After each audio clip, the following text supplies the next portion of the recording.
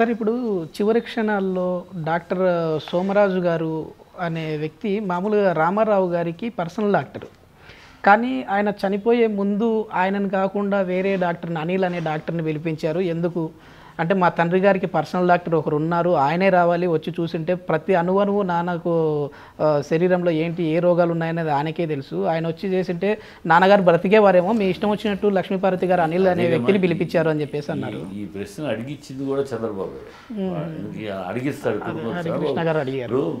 ఇదే విషయం మీద లక్ష్మీపార్వతి ఇప్పటికే 12 సార్లు అసెంబ్లీలో కానీ బయట కానీ దీని మీద దర్యాప్తు చేయించండి, రామారావు గారి మరణం మీద ప్రత్యేక బృందాన్ని వేసి దర్యాప్తు చేయించండి. ఈ దర్యాప్తు ఆ మహానుభావుడు నేను దేవుళ్ళ చూసుకున్నాను, నాకు దేవుడు, ఆయనకు నేను ఏదో చేశాను తప్పు అనే నిందతో నేను చావలేను, మీరు దయచేసి అసెంబ్లీలో అడిగింది, బయట అడిగింది, దర్యాప్తు చేయించి చంద్రబాబు వేయలేదు. ఎందుకంటే అతను ఒక రూమర్ను పుట్టించేశాడు. దర్యాప్తు చేస్తే ఆ రూమర్ తేలిపోద్ది కదా, అది చేయలే. అందుకని ఇప్పటిదాకా చేయలే. ఆవిడ ఎప్పటి నుంచో గొంతు కూపిరికి ఈయన టీవీలో చెప్పింది, అన్ని చోట్ల చెప్పింది, దర్యాప్తు చేయమనండి. ఈ సినిమా రిలీజ్ అయిన తర్వాత అయినా ఏమన్నా ఉంటాయనుకోవచ్చు. ఉండొచ్చు డెఫినెట్గా. ఈ సినిమా అయినా అసలు ఈ సినిమా మీద తెలుగుదేశం వాళ్ళు ఎన్ని రకాలుగా ప్రయత్నిస్తారు, ఈ సినిమా రిలీజ్ కాకుండా ఉండాలి, రకరకాలుగా ప్రయత్నిస్తారు. ఏమి ప్రయత్నించినా సెన్సార్లో కొన్ని రూల్స్ ఉన్నాయి. క్యారికేచర్ మీద సినిమా తీయకూడదని లేదు. ఒక వ్యక్తి క్యారికేచర్ మీద తీయచ్చు, చరిత్రకు విరుద్ధంగా ఉన్నది తీయకూడదు. చరిత్రలో సాక్ష్యాధారాలతోటి if you produce to the censor board ఏమండి ఇది మీరు చెప్పారు, ఇదిగోండి రికార్డు, ఇదిగోండి పేపర్లో న్యూస్, ఇదిగోండి ఆడియో రికార్డు, ఇదిగోండి వీడియో రికార్డు, ఇది జరిగి విత్ ప్రూఫ్తో ఉన్నప్పుడు they can never touch it హిస్టరీని నేను చేస్తున్నప్పుడు నన్ను చెప్పొద్దు అంటే నీకు అధికారం లేదు. నేను చెప్తాను, నా ఇష్టం హిస్టరీ, నేను చెప్పడం హిస్టరీ అని. అందులో ప్లస్ రామారావు ఎవరికి సొంతం? ప్రజలందరికీ సొంతం, ప్రతి తెలుగువాడికి సొంతం. ఒక బాలయ్య, హరిబాబు, హరికృష్ణ, పురంధేశ్వరి వీళ్ళకి మాత్రం పరిమితం కాదు. లేకపోతే తెలుగుదేశం పార్టీ వాళ్ళకి పరిమితం కాదు. పరిమితం టు తెలుగు ఫేస్. ఢిల్లీ వీధుల్లో మెడ్రాసీస్ అని పిలుచుకోబడుతున్న మన తెలుగు వాళ్ళని మెడ్రాసీస్ ఏమిటి, మాది ఒక రాష్ట్రం, మేము ఒక తెలుగు వాళ్ళం అని ఢిల్లీ వీధుల్లో అలా తెలుగు పతాకాన్ని ఎగరవేసి తెలుగు పౌరుషాన్ని చూపించి, తెలుగు వాడి వేడిని చూపించి, తెలుగువాడు అంటే ఇదిరా, తెలుగువాడి దమ్మంటే ఇదిరా అని అందరూ కళ్ళెళ్ళ వెళ్ళ చేసిన తెలుగువాడి ప్రతీక. తెలుగువాడు అనగానే ఎన్టీఆర్ రూపం.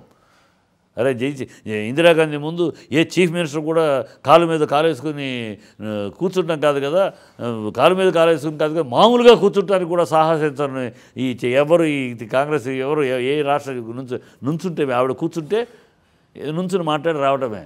అలాంటి సందర్భంలో వన్ అండ్ ఓన్లీ ఎన్టీఆర్ వెళ్ళి చైర్ లాక్కుని కూర్చుని కాలు మీద కాలేసుకుని చెప్పండి బ్రదర్, చెప్పండి మేడం, ఏమిటి చెప్పండి.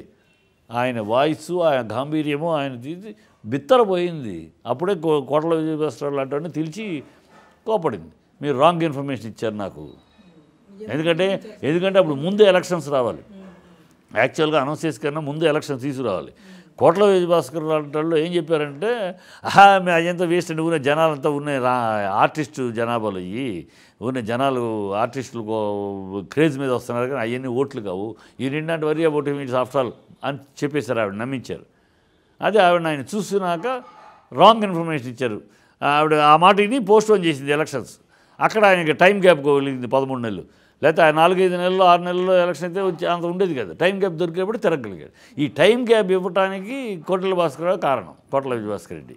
కోట్ల విజయభాస్కర్ రెడ్డి ఏమన్నాడు అనేటప్పటికి ఆవిడ అది తిట్టింది. ఆవిడ you given a wrong message, is not just an artist, is a powerful mass creator message తిట్టింది ఆయన.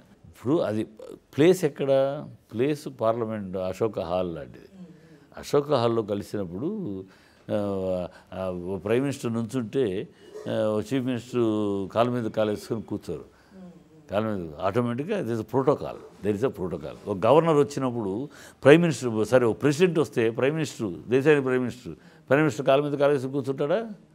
ప్రైమ్ మినిస్టర్ కూడా లేచి ప్రెసిడెంట్ని, అది సంస్కారం కదా, ప్రోటోకాల్. President, vice president. ఇవాళ వెంకయ్యనాయుడు గారు వచ్చినా ప్రైమ్ మినిస్టర్ అయినా మోడీ లెగవాల్సిందే.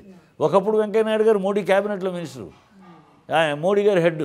బట్ ఇవాళ ఇవాళ వెంకయ్యనాయుడు గారు వస్తే వైస్ ప్రెసిడెంట్ ఈ స్టేటస్ ఈజ్ వైస్ ప్రెసిడెంట్ ఆటోమేటిక్గా మర్యాదపూర్వకంగా అయినా లేఖ రిసీవ్ చేసుకోవాలి. మర్యాద ఆబ్లిగేషన్ కాదమ్మా, it's not obligation, it is protocol of constitution.